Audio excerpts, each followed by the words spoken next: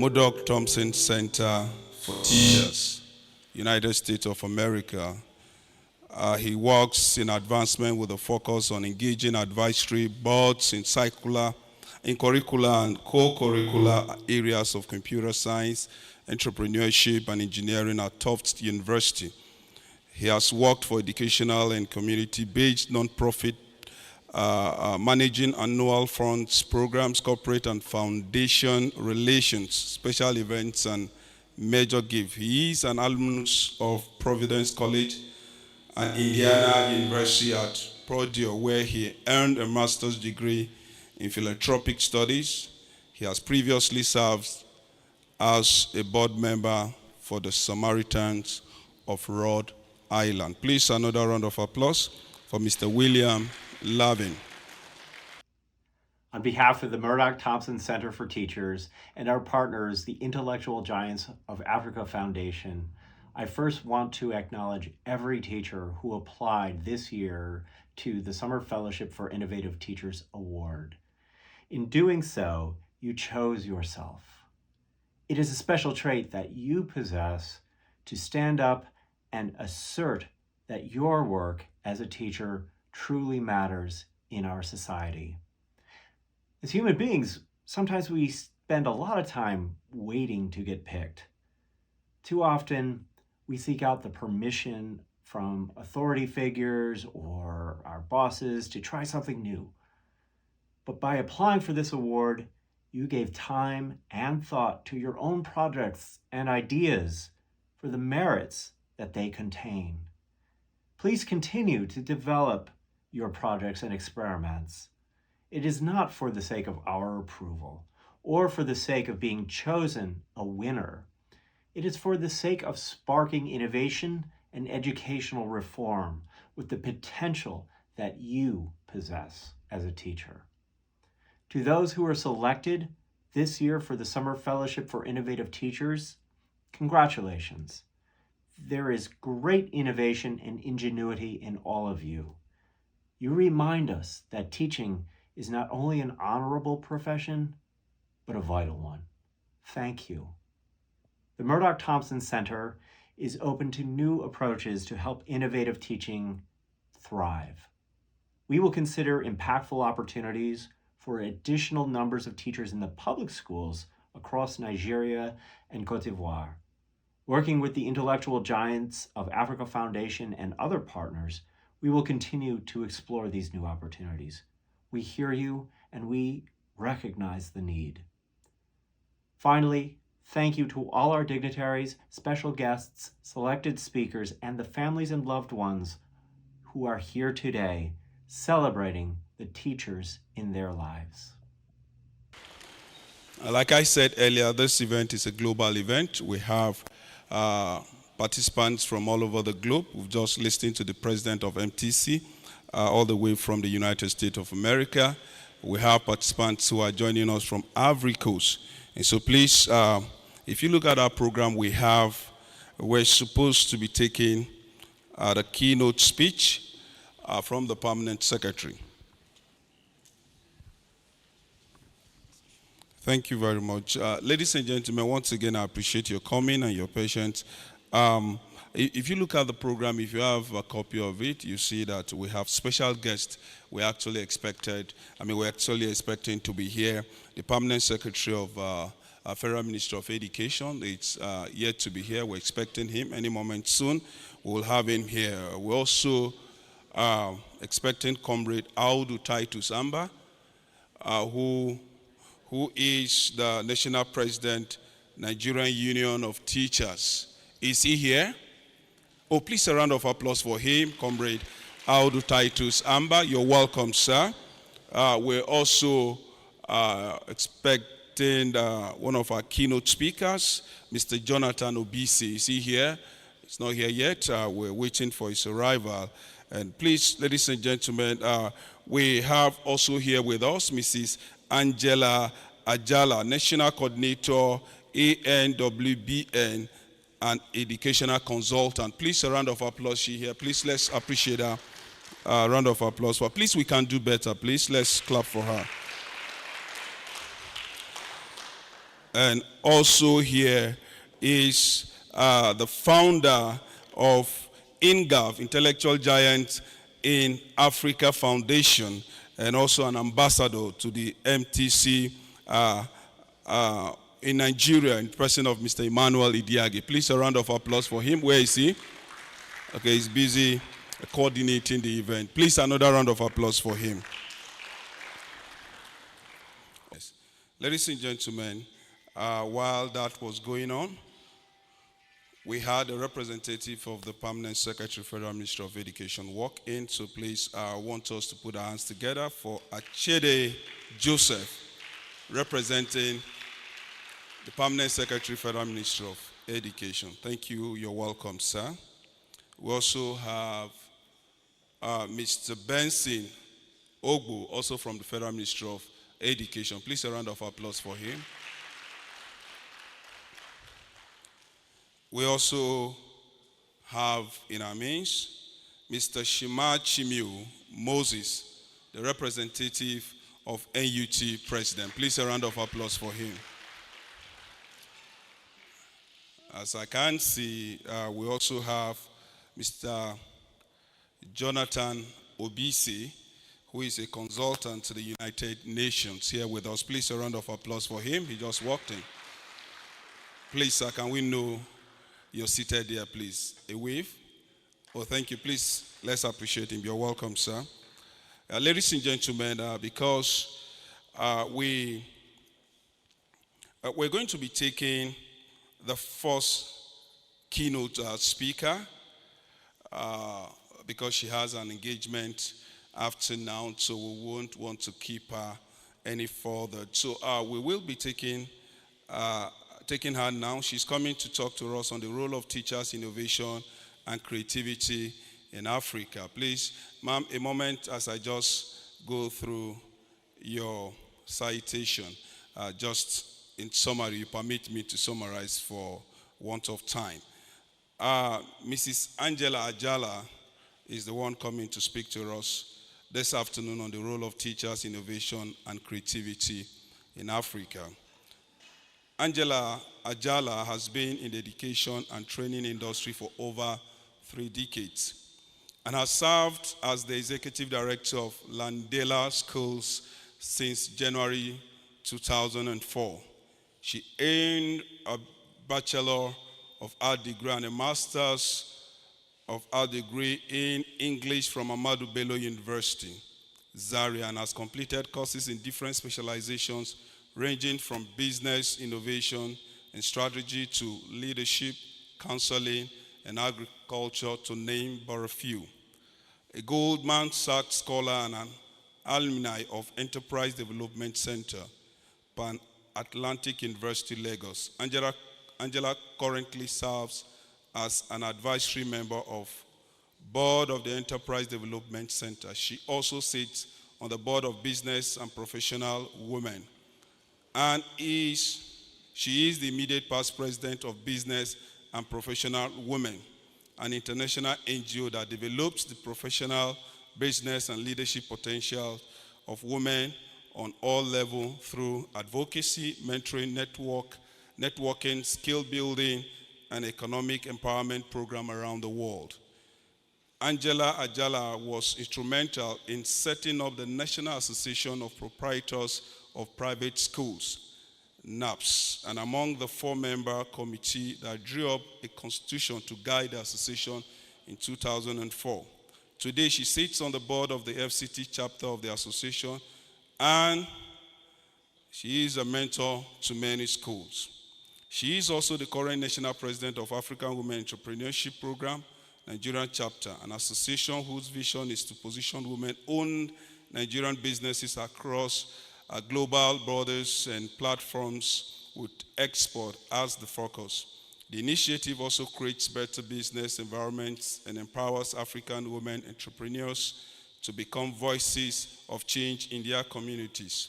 Angela Ajala is the Deputy National Coordinator Project at the Association of Nigerian Women Business Network, a vibrant and premier coalition of professional and business women membership organizations in Nigeria. dedicated to promoting policy reforms that ensure sustainable economic development. Angela Ajala is a qualified quality assessor manager and accredited internal verifier in the educational industry. She is the council chairperson of Skill Care Development Organization, a sector skills council for education and care responsible for promoting quality care in education and health organizations through the National Skill Qualification Framework. She is the author of 2 best-selling titles: The School Guide, How to Run a Great School, The Journey Begins, Things to Know Before Going to Higher Institution.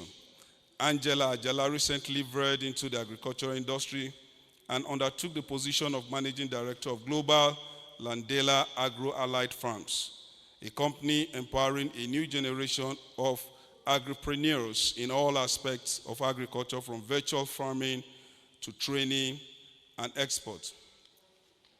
Other positions Angela has held, and some that are still ongoing, are advisory member of Board Enterprise Development Center, Pan-Atlantic University, Lagos, 2016 till date, former member governing board of National Board of Technical Education, NBTE, chairperson, Board of Trustees, Educate-Nigeria Initiative, Director, School Resource Center, Director, Ultimate Health, former mentor and lead coach, Department of Quality Assurance Education Secretariat, FCT, board member, the Iredi Foundation, board member, team member, member of board of the Nigeria American Chamber of Commerce, NACC, representing the African Women Entrepreneurship Program there, advisory member of Board Business Support Group.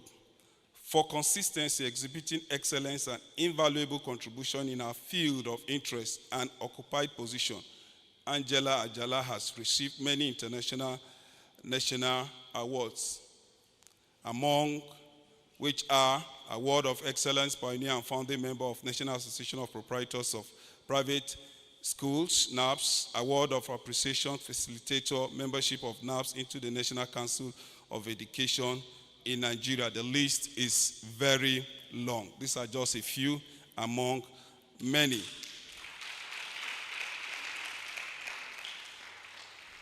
I can oblige you to have a copy of this citation if you so wish.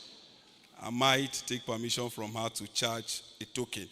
Angela Ajala is an author, a coach, a mentor, and educational administrator par excellence, a business consultant, and a collaborator in numerous development projects. She is a change agent, thoroughbred educational professional, a committed advocate for improving lives and situations, and regular contributor to the Teacher Connect community, a platform dedicated to building skills, competencies, and knowledge, and empowering the education sector. Beyond that, she is also a happily married woman with 2 children and 2 grandchildren. In her free time, she loves reading and dancing. Ladies and gentlemen, please, can we put our hands together for Mrs. Angela Ajala? She comes forward to make her presentation. You can do better, please, ladies and gentlemen.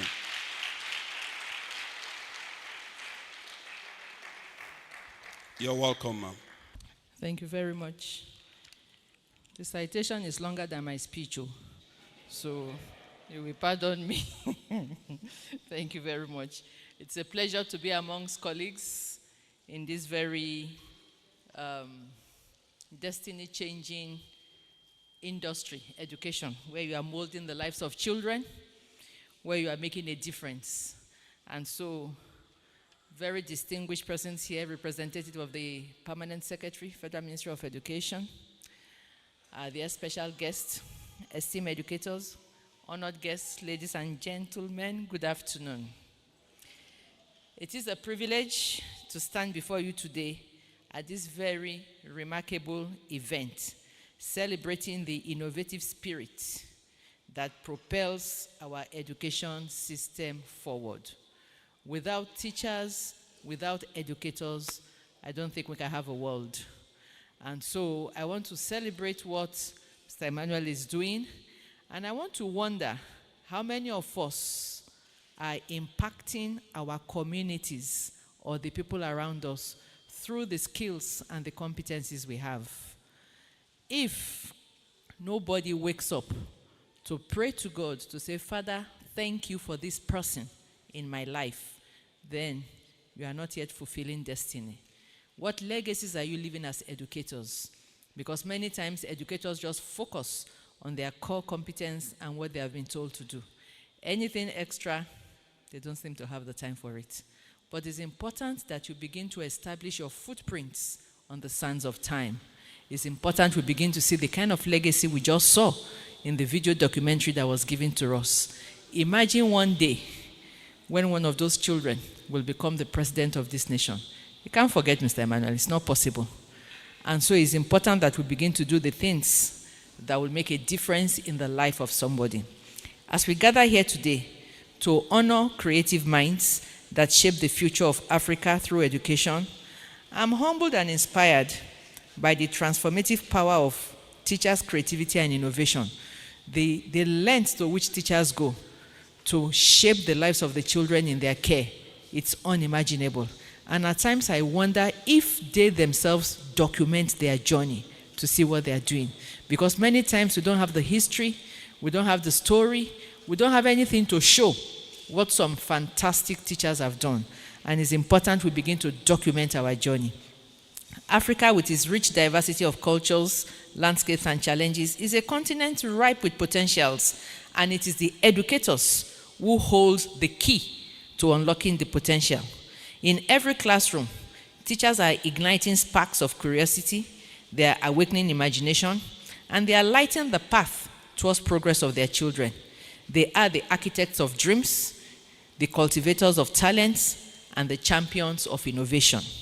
In a world that is evolving at an unprecedented pace, your role as educators in fostering creativity and innovation has become more crucial than ever. When they gave the keynote address, he was talking about PowerPoint. We've moved beyond PowerPoint, we've moved to artificial intelligence. And I remember the first training I did with my staff to resume in September is how to use artificial intelligence to teach the children. If you are not teaching in that balance, if you are not in that space, then technology will leave you behind. You can't afford to be stagnant. As educators, as teachers, continuous professional development is your responsibility. Don't wait for anybody to train you. Train yourself. Nobody will take that knowledge from you. It's important for you to know that. It's important to begin to build your portfolios as educators. You are doing great things, but nobody knows it. Nobody sees it. When I asked my own staff and I said, can I see the portfolio of your skills, your competencies, your knowledge, your abilities, the things you can do? Nothing. It's not documented. They are not deliberate. They are not intentional about it. It's time for the world to begin to see the great things you do, because I believe you are the greatest in all professions. But nobody sees it, nobody knows it, nobody can celebrate it because it is not documented. So it's time for us to begin to do that. So it's important that in this world where we are, you begin to do the things that are necessary. The challenges that Africa faces, they are complex and they are multifaceted. You know, from lack of energy to sustainable agriculture we are trying to promote, to nurturing leaders from your classrooms. You are the ones that can drive the positive change. And in the face of these challenges, it is your creativity as educators, it is your innovation as educators that is going to lead the way, nothing else. It is what happens in the classroom with your children that is going to shape the future of Africa. And so in today's world, we need teachers that are armed, not only with textbooks, but with imagination. You must have an entrepreneurial mind. You must have a proactive spirit, you know, to be able to take initiative. You must have that can-do mindset. You can't give what you don't have. And it is what you have that you pass on to the children. So it's important to develop yourself. You must have lifelong learning habits, all aimed at turning your classrooms into laboratories of ideas. Your classrooms must be where new ideas are birthed. It must be where the solutions to the challenges of Africa, they are solved, they are experimented, they are looked at, They must all come from your classrooms. You must be infusing your lessons with real-world relevance, encouraging critical thinking and problem solving. You must be perceptive enough to see the red flags in any child. A lot of the children carry certain red flags. But if you gloss over and you teach a class and you don't teach a child, then you miss it to support and to help a child, to bring out the best in that child. So I encourage you to be perceptive enough to make sure that you are empathetic to carry every child along, and you are responsible for the success of every child. I tell my staff, I tell myself, for every child that God has given me the chance to pass through my portals, what will I tell God concerning that child? And you know, teaching is like a law of seed time and harvest time. Do unto others as you want it done unto you. So remember, these are just children that God have put through your way to make sure you are doing the right thing. So we ask, are you that educator that a child can depend on, that the future is bright? Are you that education? Do you challenge your students to question, to explore, to create skills that will serve them well in an ever-evolving landscape? Or you just lecture and they take what you say? An innovative teacher, a creative teacher will make sure that the environment she creates allows the curiosity of the children to spark their imagination to be able to do great things. I encourage you today to go beyond the curriculum, go beyond your lesson plans, go beyond your teaching methods, be adapt to new technologies, explore unconventional approaches, embrace collaboration, research new educational trends, learn, relearn, and unlearn. Understand that every child is unique with their own strengths and passions. Recognize the potential in every student and create an environment where they can thrive. Then you can truly say you are innovative. Do students thrive in your hands or do they die in your hands? A child will come as a bright child. Before he leaves, he has gone into almost like, is now they give it a name called depression. We didn't have the name called depression. But to just see a child doing well, not doing well again, just because of the teacher that was in charge of that child. So what kind of a teacher are you? Are you sparking me up? Are you bringing out the light in me? Or are you killing my fire? It's important. I challenge you today not to be confined to the walls of the classroom. Build your portfolio as an educator. Build your personal brand.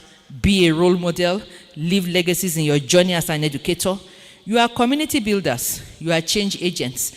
You are advocates for progress. You are preparing students for the challenges and the opportunities of the real world. Today, as we celebrate you as special educators who shape the destiny of Africa, I want you to remember that innovation is not a destination. It is a journey. It's a journey. So it's not as if, they've recognized me, I've been awarded. It is a journey to do more. Let us foster a culture of continuous improvement where new ideas are embraced. It is also important to empower you as the teachers and especially celebrate and applaud the organizers of this program that they have recognized, they have pulled out to encourage, to empower, to make you to do more, to inspire your journey. And we celebrate what they are doing because they are making sure that you are at the forefront of your game. I've been a teacher for over 30 years and I will not trade it for anything. You know, teachers' reward, they say, is in heaven, but I assure you the benefits are here on earth. In closing, I applaud each and every teacher who dares to dream, who dares to challenge conventions, and who dares to make a difference. Let us continue to champion and honor the incredible work of all of you seated here as you lead the way towards a brighter and more innovative future for Africa. Without you, without education, without teacher, no other profession exists. None can even exist without you. It is not possible. And so education is life itself. Learning may be in the classroom, but learning does not end in the classroom. You are the teachers that set up the signs for the road that leads to the life the children will follow. Remember, what the teacher is more important than what he teaches. And that's why you must invest yourself. What you are is more important than what you teach. So ask yourself, what am I as an educator? What am I? Students will always remember how you made them feel, not what you taught them. They will remember how you made them feel, not what you taught them. A Chinese proverb says, if you are planning for a year, sow rice. If you are planning for a decade, plant trees. But if you are planning for a lifetime, educate people. I celebrate you. I challenge you to go and educate. So, ladies and gentlemen, we don't have time at all. And like I said, this is a global event, so we have people connected from the globe, from the United States, from Ivory Coast, and other parts of the country. So we're going straight to the presentation now, before we revert back to other things. And so we're going to be doing the presentation right away. So I will want to please ask that Mrs. Angela come to the stage. Please, a round of applause for her. I will also appeal that the representative of the Permanent Secretary, Federal Ministry of Education, Mr. Ajede Joseph, come to the stage. Please, a round of applause for him. And also the representative of the President of NUT, please, Mr. Moses, please, can you come to the stage? Please, a round of applause for them. Ladies and gentlemen, to the best of my knowledge, this is the second edition of this event, this award here in Nigeria. And the last time it was wonderful, and this time around, as you can see, it's more wonderful. Am I correct? Those of you who were here last time, can you say this is actually more wonderful? Majority were not here. Right? So for me, it was, today's event is more wonderful. So we know that this is the Summer Fellowship for Innovative Teachers Conference and Award. So we're going straight to the conference, to the award now. And if you are not aware, this award is worth $1,000. You know what $1,000 it is in Nigerian naira now? You know what it is? So the beauty of this award is that it's in dollars. So what happens to the naira is not your business. Hadn't been it was 1,000 naira or maybe 100,000 naira. You know what that would have been. Thank you very much. So the first on the list here is Mr. Aremo Kasim Aide. Is he here? Kaduna. Please, a round of applause for him. I know he's watching. We're presenting this award to you virtually, Mr. Kasim. His topic or his project was on Learn and Describe Teaching Innovation. He is a teacher at Vital Years School. Please, a round of applause for him. Second, this I believe also is in Kaduna, Mr. Orok Udo, who he did his project on Improved Student Learning Participation Method, ILPM. He is a teacher with Zaria Academy. Please, a round of applause for him. The third is also from Kaduna, Dorcas Amahian.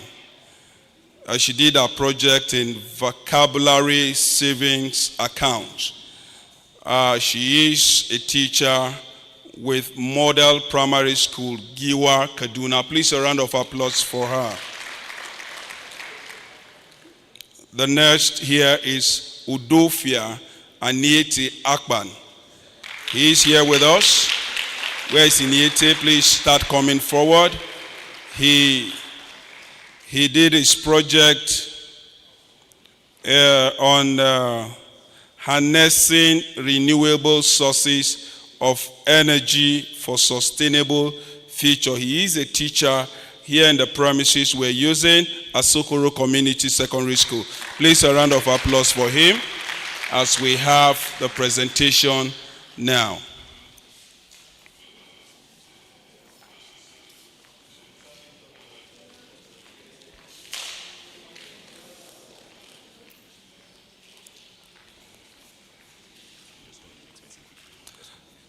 The next person is Edema Samuel.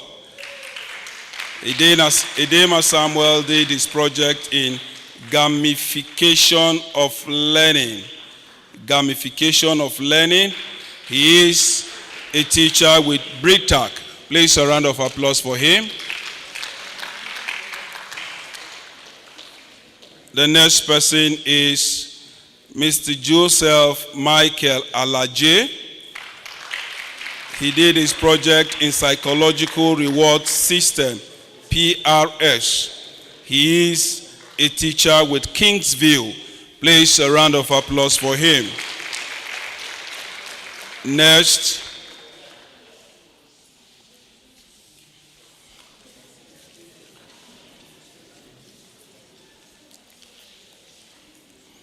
Next is Ogochukwu Florence. Is she here? She did her project in a home away from home classroom. A home away from home classroom. She is a teacher with Houston British International School. Please a round of applause for her.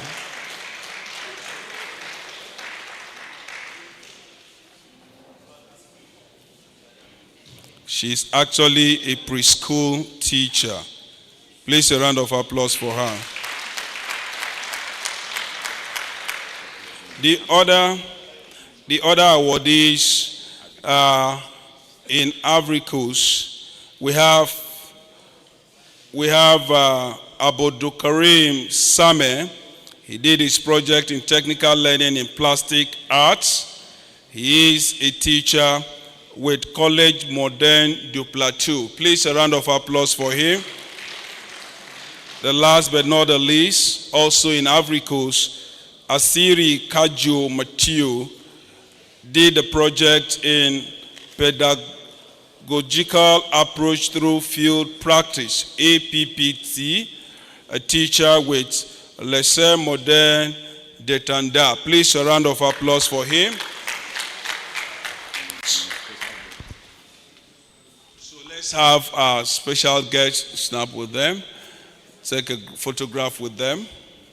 Please a round of applause for these people. $1,000, no be my.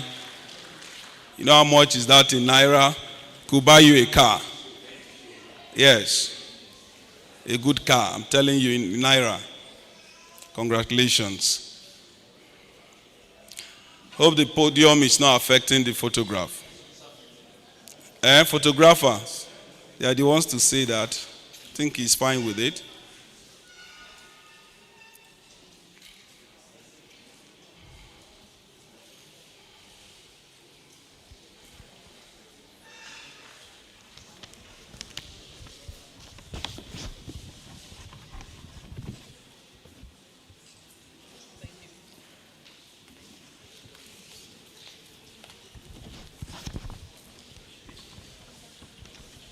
Please a round of applause for them. This is not easy. Congratulations, awardees of the Summer Fellowship of Innovative Teachers. Congratulations. So you can please go back to your seat. Please let's appreciate them. Ladies and gentlemen, without wasting our time, we're going straight to take the keynote address of the Permanent Secretary, Federal Ministry of Education, Mr. Andrew David Adejo, who is here ably represented by Ajede Joseph. Please a round of applause for him as he comes forward for the keynote address of the Permanent Secretary. Please, you're not clapping better. Good afternoon, distinguished ladies and gentlemen. My name is Joseph Owoichu Achede. I'm a Deputy Director, Senior Secondary Education, in charge of private and public schools at the Federal Ministry of Education headquarters. I'm here this afternoon on behalf of the Permanent Secretary, Federal Ministry of Education, Mr. Andrew David Adejo. Please permit me to read this speech on his behalf. Ladies and gentlemen, please permit me to stand on the existing protocol. Esteemed educators, honored guests, and star winners of the Summer Fellowship for Innovative Teaching, I am delighted to delve into this topic, which is of utmost significance in the teaching profession, and acknowledge the unparalleled creativity and innovation demonstrated by teachers in Nigeria and across the African continent. We are aware that the role of a teacher extends beyond the mere dissemination of knowledge and encompasses shaping young minds, fostering curiosity, and igniting a passion for learning that lasts a lifetime. In the context of Nigeria and Africa, where diversity is a hallmark, teachers have exhibited extraordinary ability to innovate and adapt their teaching methods. This adaptability is not just a necessity, but a testament to the dedication of educators in overcoming challenges unique to our region. Our teachers transcend boundaries to ensure quality education reach every corner, from sprawling urban centers to remote rural communities. There is a thin line between innovation and creativity. Financial constraints in Nigeria and Africa forced educators to rethink or to think outside the box, creating ingenious solutions that cater for the specific needs of their students. These solutions resonate with the cultural richness of our continent, offering an educational experience that is both relevant and engaging. In this digital age, where information is at our fingertip, teachers in Nigeria and Africa have embraced technology as a tool to foster creativity and enhance learning. They utilize digital platforms to connect with students, personalize lessons, and provide a dynamic learning environment that reflects the world our students will step into. The fusion of traditional wisdom and modern technology by these educators is a testament to their commitment to shaping well-rounded global citizens. Collaboration impacts on innovation, and teachers in Africa have harnessed the power of teamwork to amplify their impact. They come together to share ideas, exchange best practices, and co-create innovation curricula that are tailored to our unique context. Through such collaborations, educators not only inspire each other, but also cultivate a culture of continuous improvement that benefits generations to come. As we stand on the crossover of unprecedented change due to technology and other emerging issues, teachers in Nigeria and Africa are the guiding lights. They embrace change with open arms, instilling in their students the value of adaptability and the courage to embrace the unknown. Through their unwavering commitment, they empower learners to be proactive problem solvers, critical thinkers, and leaders who can shape the destiny of our continent. In conclusion, the creativity and innovation displayed by teachers in Nigeria and Africa are not mere accomplishments. They are beacons of hope and catalysts for progress. Their tireless efforts are forging a path towards a brighter future, one where education transcends boundaries and empowers every individual to reach their fullest potential. Let us celebrate these educators, honor their achievements, and pledge our support to further their noble mission. Once again, I congratulate all the awardees for their achievements. I also congratulate the organizers for putting this together. Thank you very much, and God bless you all.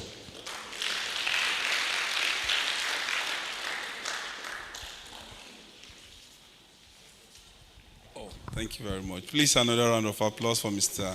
Joseph. That was actually an able representation. Am I correct?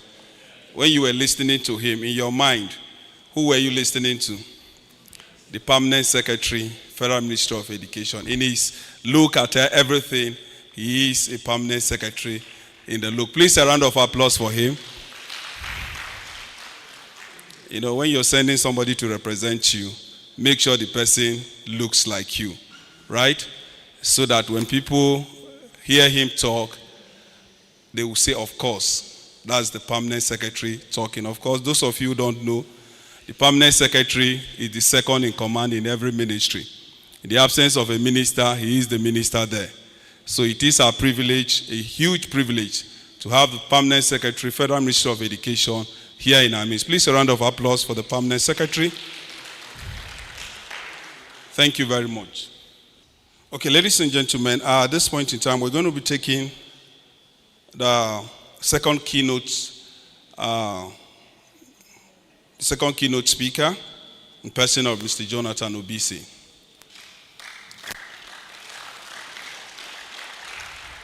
Like you all know, this is not just an award event, it's also a conference. So we're going to be taking this is just the second and the last one, I think, that comes from our keynote speakers.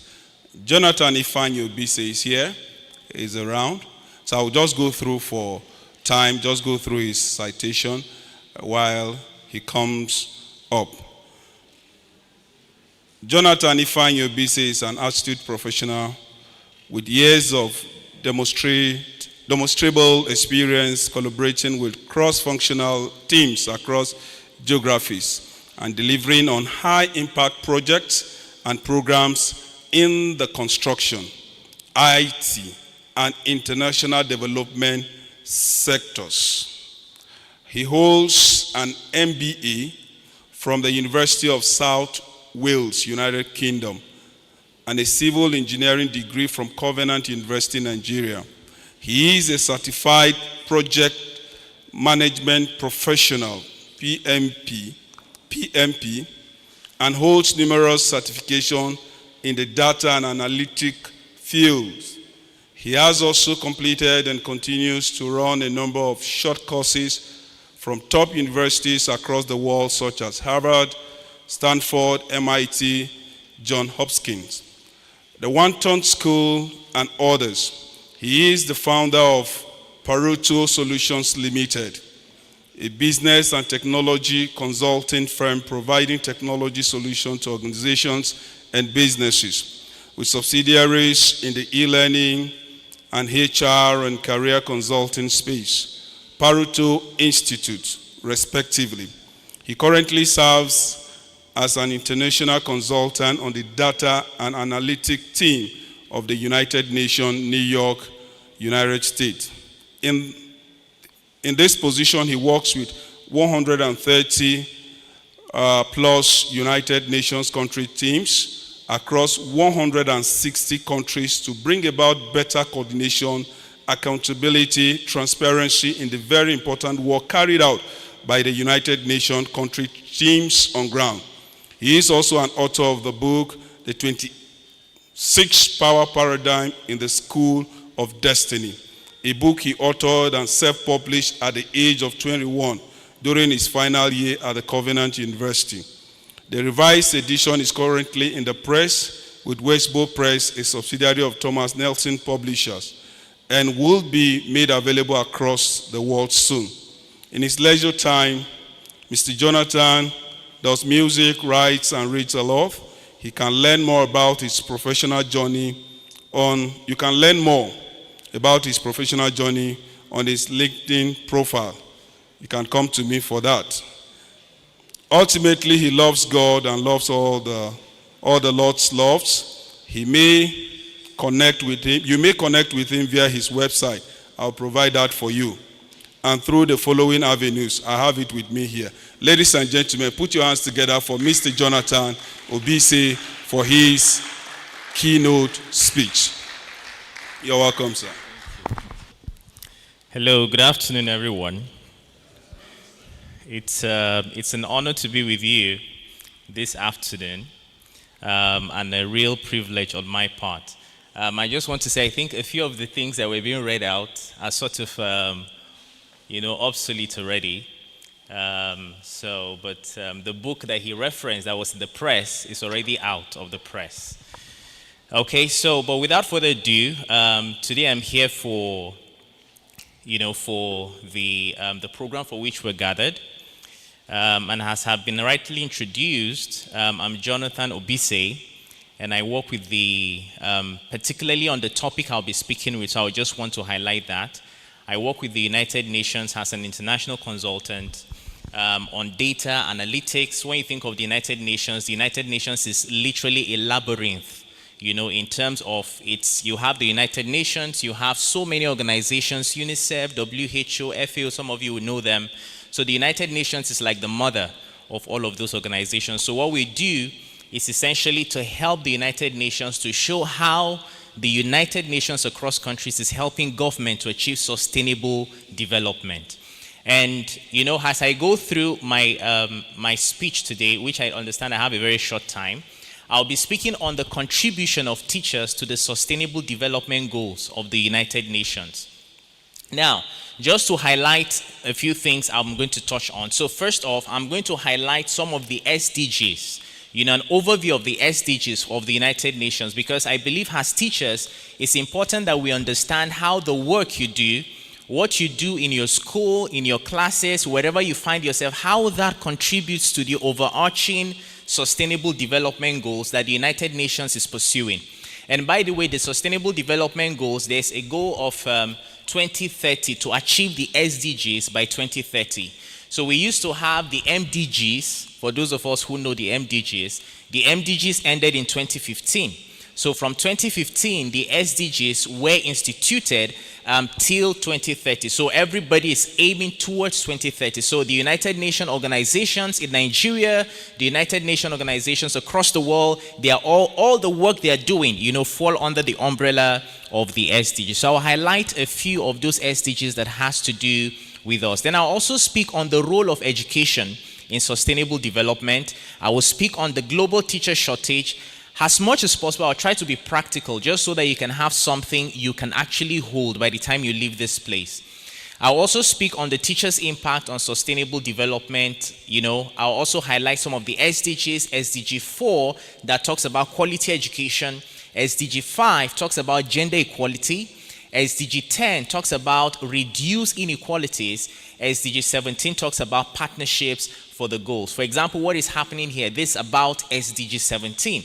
You're partnering with different stakeholders to achieve the goal, of education and reduce inequality and all of that. Then I'll also highlight some of the challenges faced by teachers and, of course, the solutions and some of the best practices. And we'll also look at the future education and the SDGs. Okay, so with the short time that I have, I will try to do all of this. So first off, when we talk about the SDGs, what are we talking about?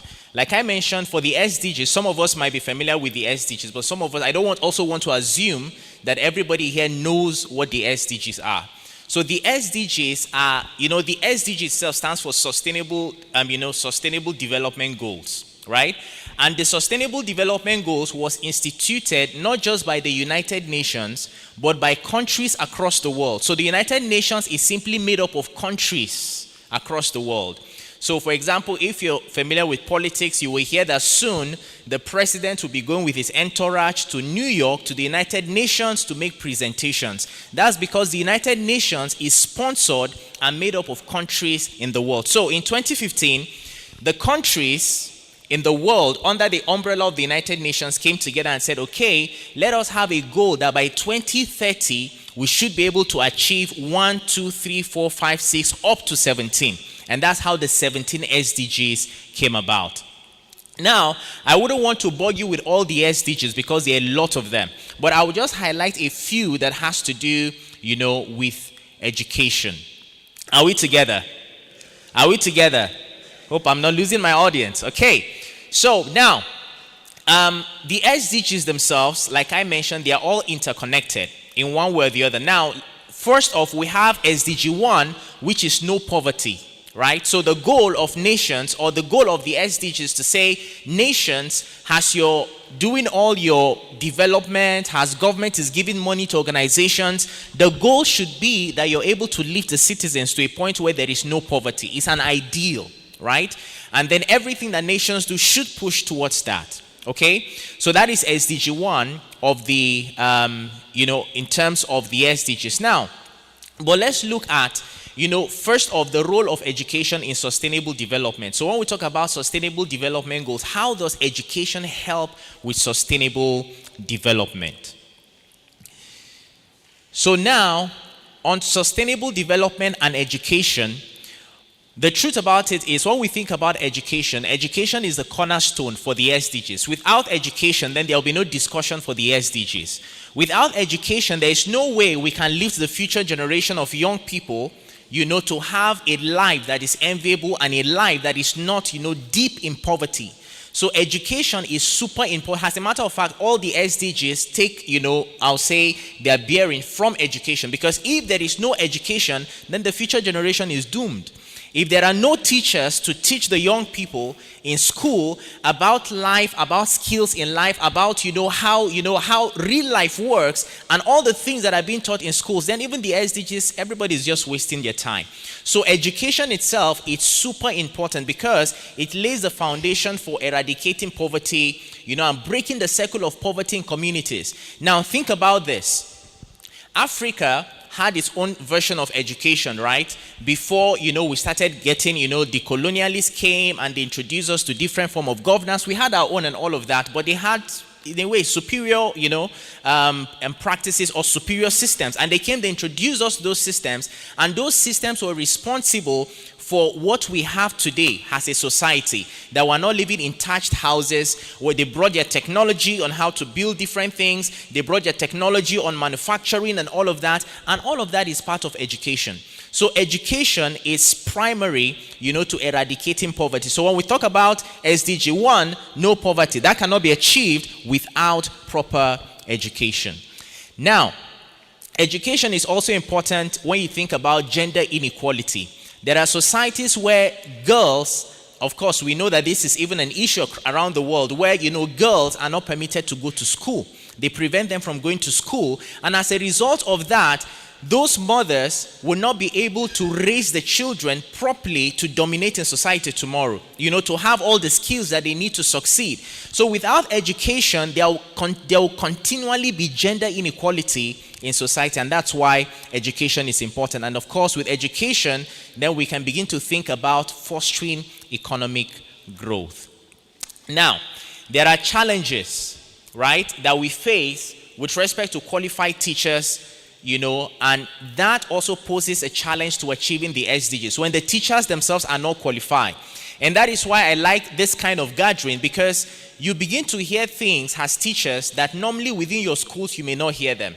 Within your circles of your teachers, you may not discuss these things, but it's important to understand how the little you're doing in your little corner is supporting the achievement of these sustainable development goals. Now, we have the challenge of shortage of teachers, not just in Nigeria, but literally across the world when you think about it.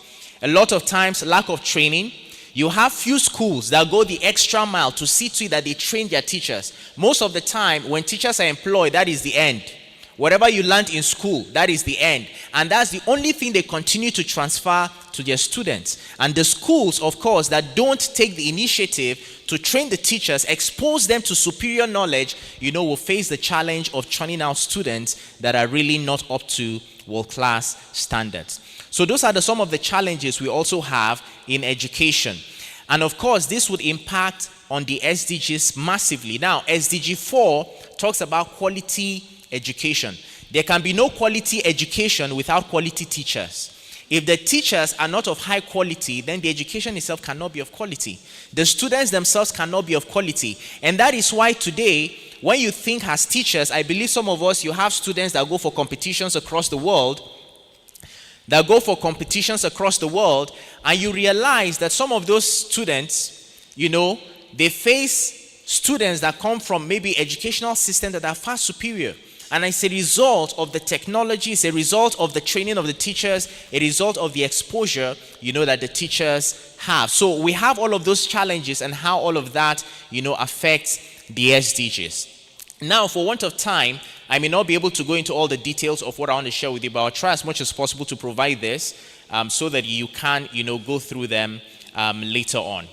Now, I just want to speak on, let me just skip and speak on Let me speak on the partnerships for the SDG goals. Now, I refer to the meeting we're having here. This is an example of partnerships because this meeting has brought different people from different walks of life to see how can we inspire the teachers, how can we speak to the teachers, how can we open the minds of the teachers to begin to see beyond the classroom, and how can you transfer all of that knowledge into what you do as a teacher.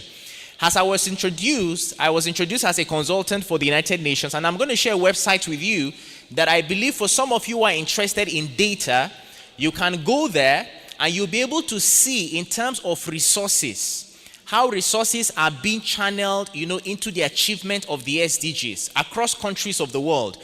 I would show you how you can just, for example, go to search for SDG 4 and you'll be able to see Nigeria. How much is Nigeria through the United Nations investing in SDGs? You'll be able to see that information, and that begins to open your mind to what is happening across the world. So partnerships are important.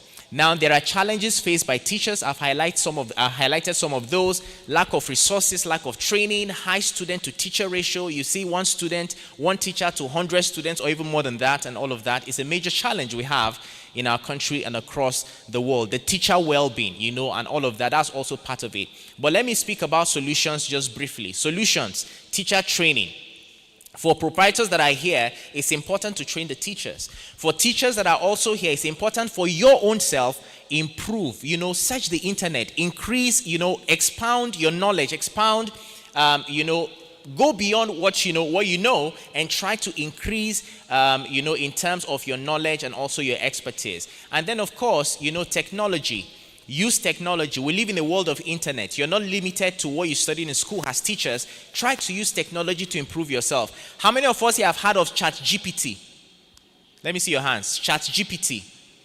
Okay, it seems some of us have. Now, ChatGPT is an AI, artificial intelligence. As a teacher, you're no more limited to your textbooks. Now you can use AI tools to improve how you teach. And this is important for us to begin to use all of those. And then, of course, well-being. Now, this is for proprietors and all of that. It's very important, to look at how we can improve the well-being of teachers. I want to believe that all of this I'm sharing, are not just fictitious, but things you can work with. So as I round up, I would just want to share some resources with you that you can use in terms of how, you can improve yourself as a teacher, as a proprietor, or even improve your school to see to it that what you're doing is contributing towards the SDGs. Now, I mentioned a website. The first website I want to share is uninfo.org. I don't know if that's also being shared, if that can be put on the screen. So you can just write it down. Just write UNINFO. That means UNINFO.org. Now, that's particularly the project I'm working on, with different people anyways across the world for the United Nations. And what we do there is to help to show how countries in the world are contributing towards sustainable development. So if you just go to uninfo.org, you will see there, and you'll be able to search countries, search for Nigeria, and just search for the data, and you'll see a lot of information that would help, with respect to all that I've spoken about. Now, I just want to leave you with this quote by Nelson Mandela. He said, "Education is the most powerful weapon which you can use to change the world." And this is what I'm going to leave you with. If you, as a teacher, continues to improve yourself, you will not just improve yourself, but you will end up improving generations and generations to come. It's been a pleasure sharing with you, and I want to hope that you've picked a thing or two from my presentation. Thank you so much.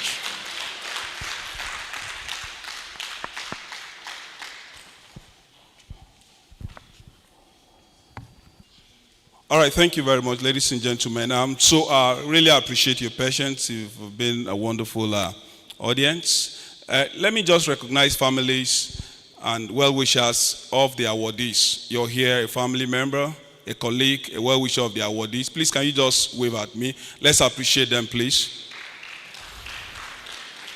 It's wonderful. The Bible says we should what? We should celebrate with them that are celebrating, right? So it's a good one. So we're going to be doing something very quickly now. We did this the last time we were here, and we're going to do it again. We're going to be taking presentation from teachers. Good afternoon, everyone.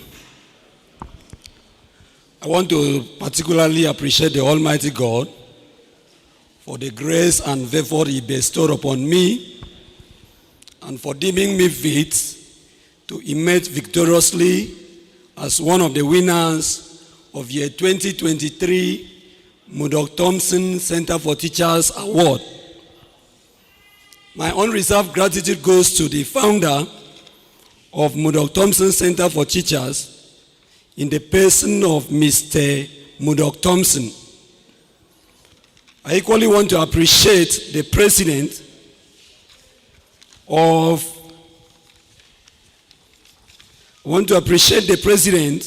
of Intellectual Giant in Africa Foundation, no other person than our dynamic and indefatigable Mr. Emmanuel Idiage. Please join me to celebrate him. I want to appreciate all the guest speakers, those that are coming from Federal Ministry of Education, those representing the National President, NUT, proprietors of school. No problem. You are all welcome. My name is Udofia Tekpan. I'm a staff and teacher of Community Staff School at Asokoro. This particular school, I teach physics.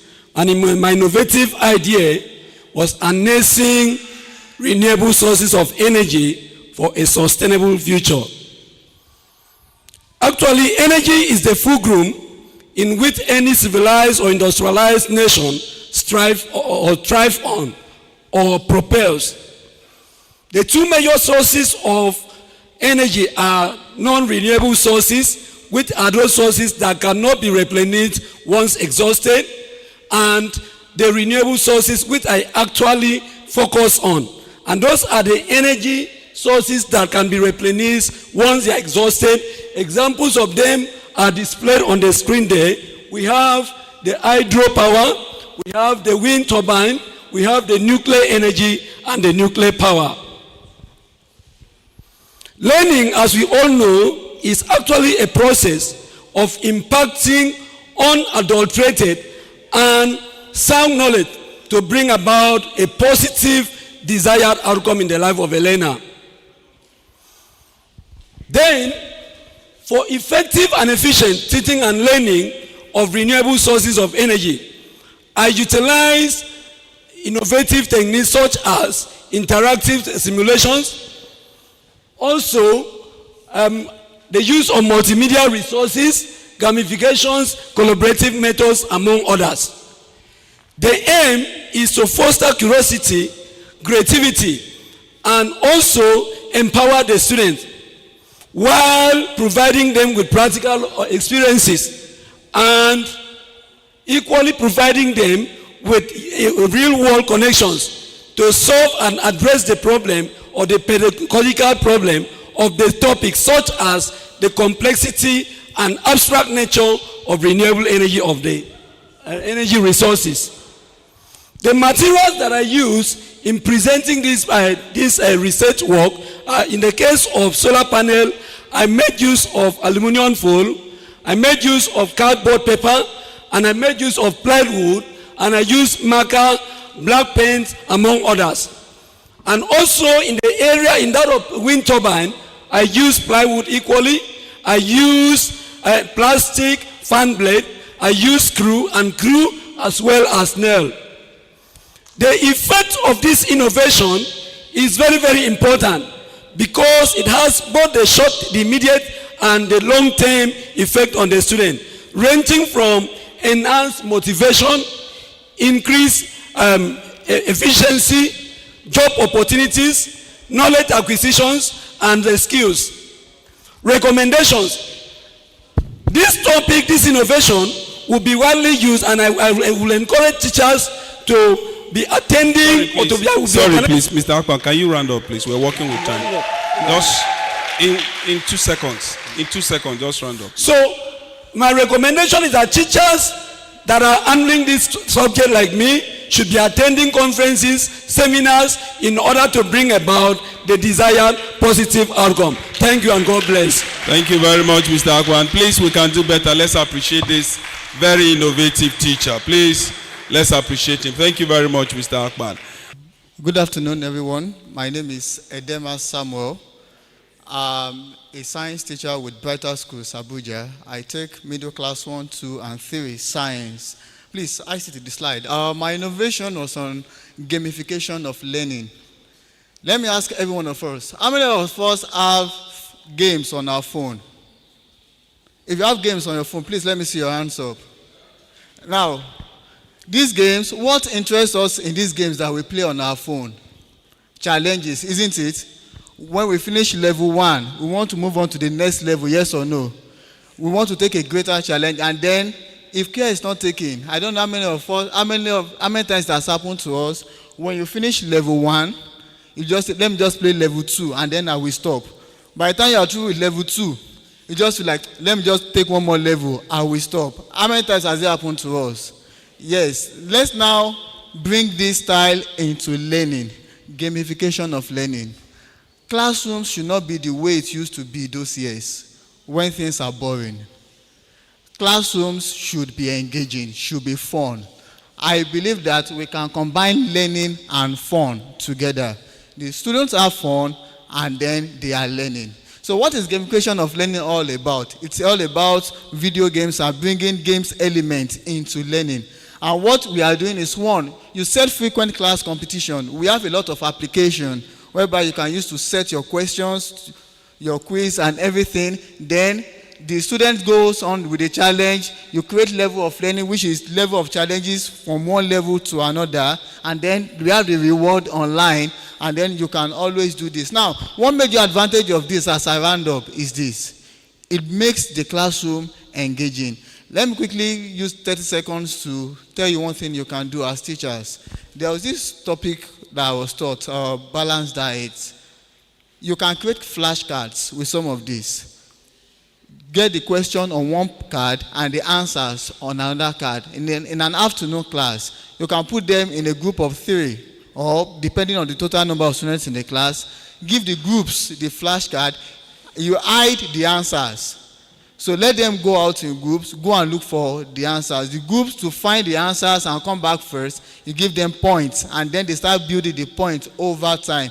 This makes it very fun for the students. We can also have online games. You can design these games yourself. When you do this, you see that your works become easier, and then you are integrating technology into the classroom. Thank you.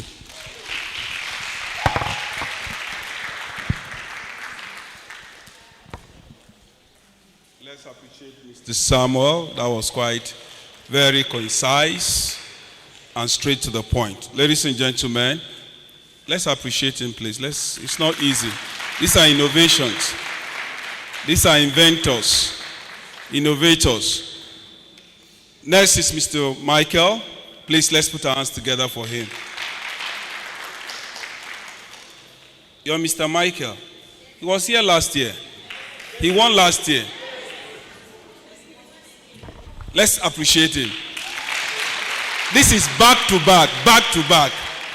Thank you, Mr. Michael. You can go on. 3 minutes. Standing on the existing protocol, and Mr. Michael Joseph Alaje. And I bring to you today the psychological reward system. Yeah, the psychological reward system is actually a system that deals with the mind. Yeah, as the name implies, a psychological reward system. Now, it has 2 models. That's the stardom and the championage. 2 models under the system, the stardom first and the championage. But for the purpose of this presentation, I'm going to be dealing with the championage. Now, the championage is a word that is coined from 2 words, champion and privilege. Championage, champion and privilege. Okay, the championage is a quiz, usually conducted every Friday of the term, virtually every Friday actually, and then the winner becomes the champion of the week. Now what happens is this: the winner is applauded, the winner is commended, the winner is made to look like a king, and then given some limited powers, and gets some powers above the powers of the class captain. So everyone respects the champion. Everyone in the class wants to be the champion of the week. What do they have to do? They have to read. They have to study. And so let me move to the next thing because of our time, PRS's edge over other innovations. What's the novelty? What's the uniqueness of PRS, the psychological reward system? Number one, you don't need to have a dime to do it, to apply it in your classroom, because you don't need any money to do it. So nothing like, oh, I don't have money, or the fuel price hike is high, so the fuel price hike is there, so I cannot do it. No, you're not constrained financially. Consequently, it can be replicated even in the remotest parts of our society. It also increases the self-esteem of the learners. They get applauded, they get encouraged, and the self-esteem becomes high. Okay, and several other uniqueness. And then the champion of the week gets a song sung for him or her. So he comes forward, and then the whole class sings for him. I won't sing the song right here because of our time, but then there is something I have to say right here, and that's the Champolage poem, which the champion of the week comes before the entire class and recites. The title is The Champolage. That's the title of the poem. Please, permission to read it very fast. Okay, can I? Good. The Champolage. The top has been my quest from cradle in my mental hall of fame. It's a gradually unfolding riddle ever since I came. Like the eagle, I cite my aim. Dropped my ego to lift my name. Math looked me in the face and spread a hard puzzle. But I'm resolved in this face of number tussle. Wherever I go in the hassle, my determination won't fizzle. Stanza 3. Oh, the myriad of literature text moves me to a state of daze. After each, there is one next to be read for several days. If I must lead, I must read, for excellence to be my creed. Call me the champion of the week, it's a pleasure to be. This isn't for the weak or a library newbie. This is a Champolage, and I enjoy the privilege. The last stanza. Thank you very much. Okay, thank you so much, and God bless you. Appreciate it. Thank you very much. Mr. Michael, thank you very much. So let's have Florence now come forward. Please, Florence. I appeal if you can just jog to the stage. Let's clap for her so that she can run faster. Let's motivate her so she can run faster, so she can take faster steps. You're welcome, Florence. Thank you, sir. Good afternoon, everyone. Please, before I start, I want to thank God. It's because of him that I'm standing here today. And I want to also thank my school administrator. I am here today because of her. All that I have learned, all that I want to present, I also learned it from her. I want to thank you, ma. Please, can you help me put your hands together for her? Thank you. All right, my innovation today is a home away from home. I happen to teach the most important set of people in the school environment, the toddlers. I call them the most important set of people. They give me joy. It's always fun working with them, and it's not easy to work with them, but if you know the right things to do, it's easy. So we're going to talk about it. What do I mean by a home away from home classroom? You know, we already know that a home is a place of love, is a place of peace, comfort, where you are comfortable coming back to every day. So in the classroom, a home away from home for me as a teacher, my learners are to be comfortable. I try as much as possible to make them comfortable, to make them happy to come to school every day. The hugs and the shouts they call, the way they call my names when they enter the classroom is what gives me joy, is what motivates me every day. So that is why I came up with this. So how do we achieve, or what do we stand to achieve by having a home away from home classroom? The first one is it makes teaching and learning fun. It makes it easy. It makes teaching and learning fun and not boring for learners. It makes learners in the class to be always looking forward to coming to school on a daily basis. Learners are motivated to be at their best and to make their teachers proud. Now, having this kind of classroom has made me over the years as a teacher gain trust and the love of my kids. So these children, because of how I relate with them, they are so comfortable with me. They can relate with me. They can tell me anything. Okay. So the next slide is, how do we achieve this? Achieving a home away from home classroom is more of practical than theoretical. Now it starts with the setting of the class. How do you decorate your class?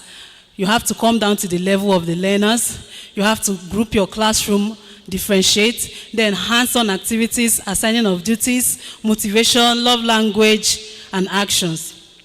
The next slide, how do we decorate our classrooms? Now, it's one thing that makes children look forward to coming every day. This is my classroom. So you can see that it has a lot of decoration. You see that the moment a child is coming to the classroom, you will see the child is eager to go somewhere. Sometimes I don't even need to teach some things. Like these numbers I have hanging there. Every day they are seeing it. Even when they are playing, their eyes are there. So it helps them to learn faster, because they learn faster with what they see. You can tell them anything you want to tell them, but that thing they see is our action. What they see steady, that is what will make them to learn faster. Now the next one. The next one is this is the well-decorated classroom. Then the next one is coming down to the level of the learners, coming down to their level. Now, talking about me as a toddler class teacher, their age is a year, 6 months, 2 years, 3 years. I cannot continue to be an adult when I have children. So it's to come down to their level. How do we play with them, sing with them, dance with them? All those things is what helps them. They are comfortable. It makes them to learn easier. It makes them to learn faster. It makes them to even obey me. As I said, they know that I have that love for them. They are so comfortable with me. They learn faster. Because of time, I have to end here. Thank you. Thank you very much, Florence. That was a wonderful one. Let's appreciate her. Let's appreciate her. Wonderful, wonderful, wonderful. This is great. This is great. Ladies and gentlemen, we don't have the luxury of time. So we're going to be taking the remarks of the president of NUT, who is here ably represented by Mr. Shimachimwa Moses. Please apologize if I didn't pronounce that first name very well. Please, let's put our hands together for him as he comes forward for the remarks of the NUT president. You can do better. Your hands, Benny. Please, you can. Let's appreciate him as he comes forward. Teachers are great. Are you not teachers? Then you should know how to respond. Teachers are great. No controversy. If you can write your name, thank your teacher. Are you not all teachers? Then why are you finding it difficult to respond? So if you hear somebody say teachers are great, you say no controversy. If you can write your name, thank your teachers. I am Moses Shimachimin, Secretary FCT ANCOPS. I am here to represent my president, person of Comrade Titus Amba Audu, who would have loved to be here personally, but because of other official engagements, he directed that I should be here to represent him at this wonderful conference, packaged together by the Murdock-Thompson Center for Teachers, MTC, in collaboration with Intellectual Giants in Africa Foundation.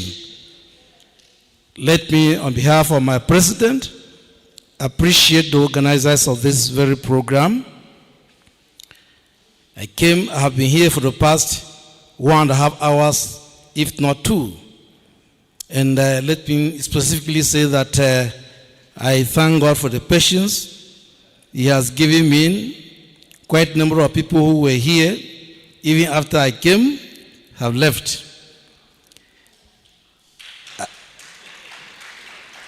And when I came, one particular story took my attention. The story on the community called Alungulungu.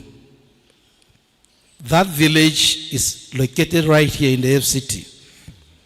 And that presentation was so captivating. Incidentally, that village Something happened last year. Junior secondary school located in Alungulungu emerged the winners of a 2022 head-to-head debate.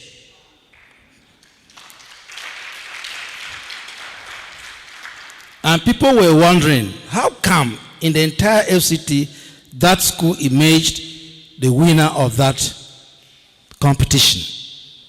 It could be because of the effort of one of us here who went there and devoted himself as a teacher, volunteered to teach, and we have started seeing results.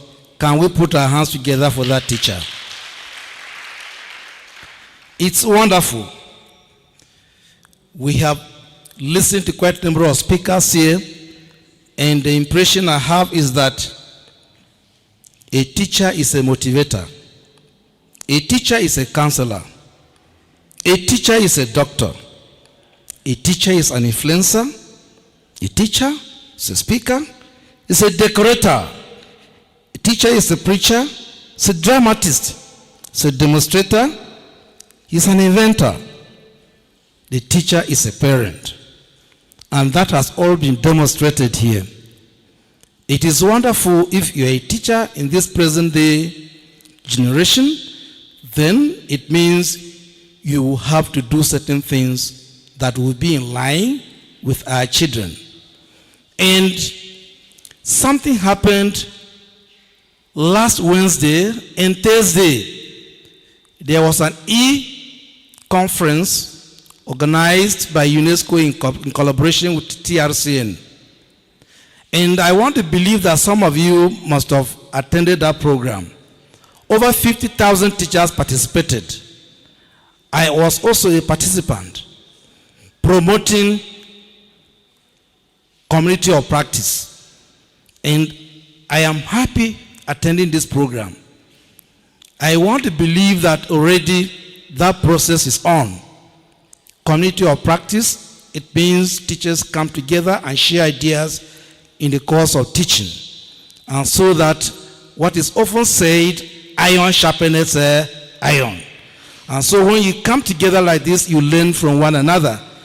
And let me, on behalf of my president, encourage all of us to key into a project like this, that we put into practice community of practice and make sure we do our teaching in the manner that is expected.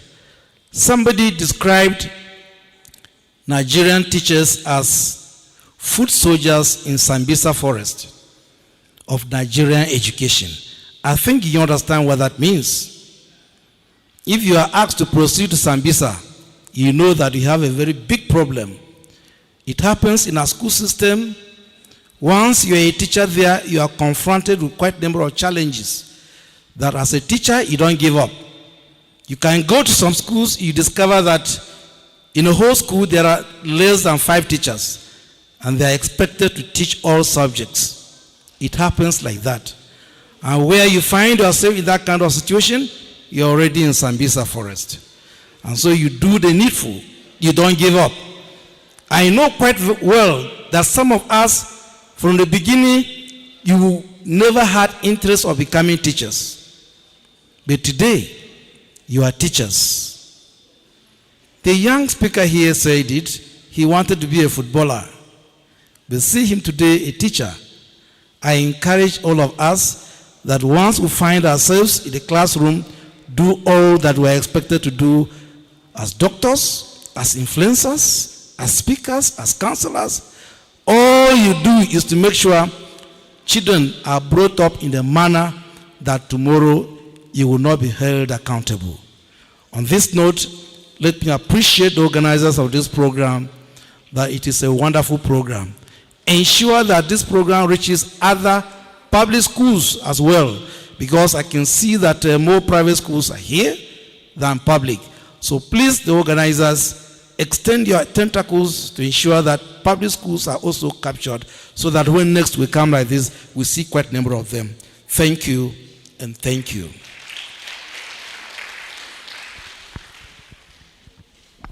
Thank you very much. Let's put our hands together for this great teacher, representing all the teachers all over the globe. You know, teachers or the teaching profession is the father of all professions. Am I correct? For every profession, you must go through a teacher. Am I correct? So let's put our hands together and stand up and give a standing ovation to all the teachers in the house here. Please, if you're a teacher, sit down. Those who are not teachers will stand up to give you a standing ovation. Clap for them, clap for them. If you're a teacher, you can sit down. Non-teachers, stand on your feet. Let's appreciate. You can do better now. You went through a teacher. You're who you are today because of a teacher. Thank you very much. Thank you very much. So on that note, I'm going to be calling all the awardees to come forward because we have Bada Sachs in the house and he's going to take us through a moment of celebration. Of course, we're here celebrating innovations. We're here celebrating knowledge. So please, all the awardees, can you come to the stage? Let's put our hands together to welcome Bada Sachs to the stage to take us through a moment of soft music celebration of all our awardees. If you're an awardee and your spouse is here, you can ask your spouse to come forward with you. And so come up stage so the camera can capture you very well. Where is Florence? Florence, you don't want to be part of it. And those awardees who are online in Kaduna, in Ivory Coast, please join us now. And just wherever you are, just move your body as Bada Sachs takes us through this moment of celebration.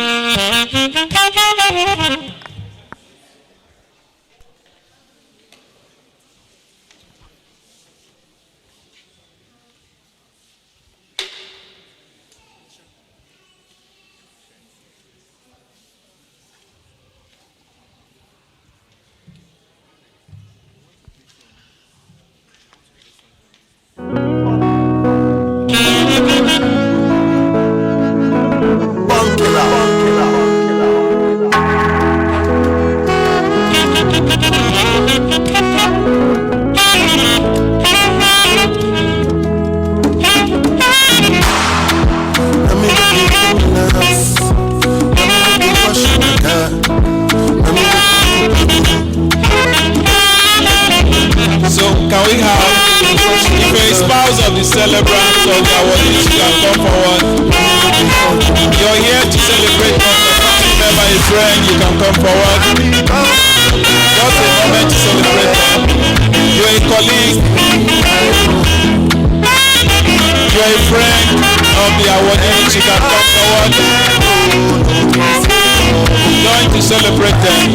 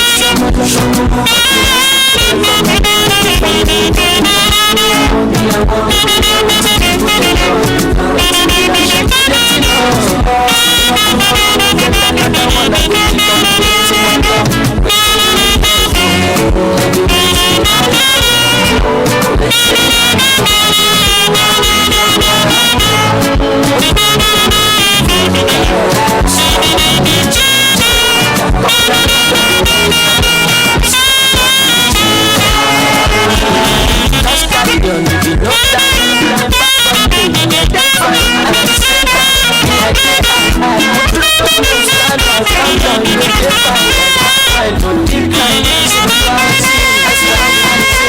me love, I go show you my heart.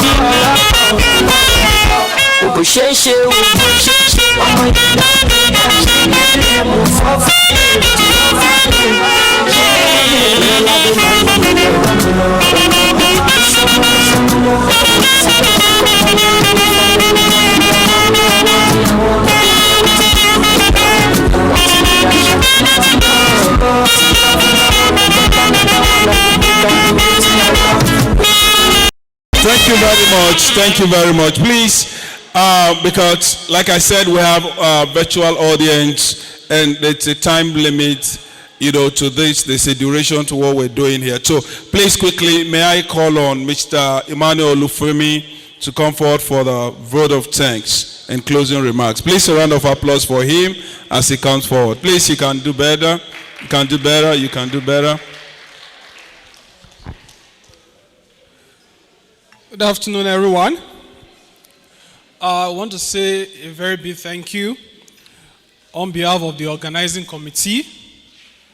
I want to express our sincere gratitude to our partners in the United States. That's the Murdock-Thompson Center for Teachers. And also our partners in Ivory Coast, as well as in Kaduna State, Nigeria, for their generous support in making this conference a reality. We are very, very much grateful to all our special guests, Mr. Andrew David in absentia, who was ably represented, and also to Mrs. Angela Ajala, the educational consultant. Our sincere appreciation also goes to Comrade Audu Titus, who was ably represented, as well as Jonathan Obise. And we will not forget to appreciate William Lavin, the president of MTC. I want to also say a very big thank you to each and every one of us, the participants, as well as the volunteers, and the school for providing us with this wonderful venue. This conference would not have been possible without the hard work and dedication of everyone involved. We would especially like to thank the speakers who shared their expertise and insights with us. And you and I will agree that it was a great time, right? Yes, it was. We are also grateful to Almighty God for making this a huge success. And we pray that this conference will inspire us to continue to innovate in our teaching and to make a difference in the lives of our students. Thank you once again for your support. We hope to see you again next year. Thank you.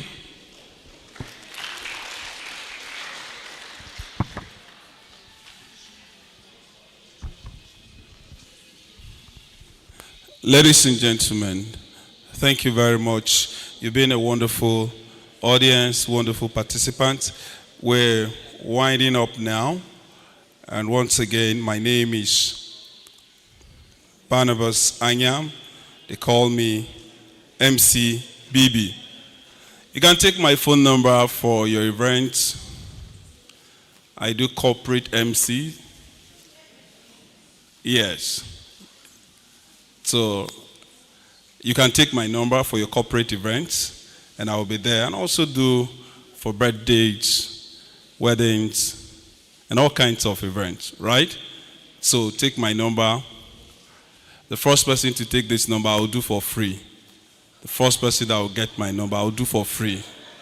08035693570. The first person to flash me, I'll do your event for free.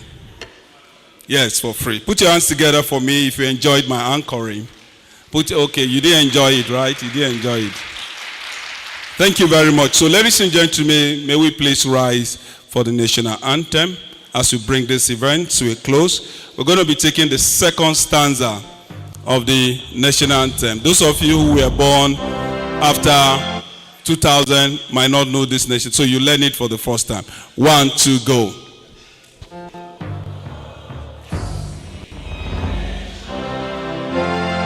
Hold on, please.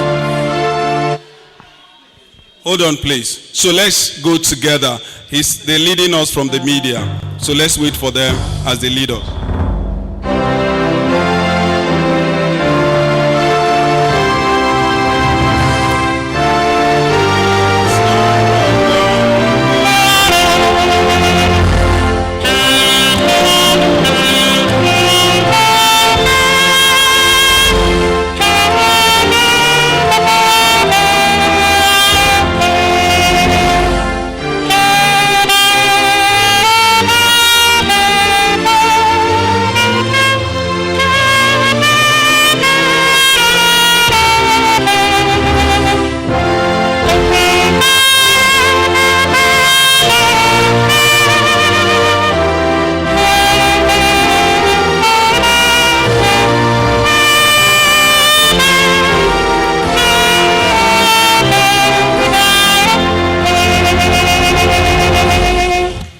Thank you very much, ladies and gentlemen. It has been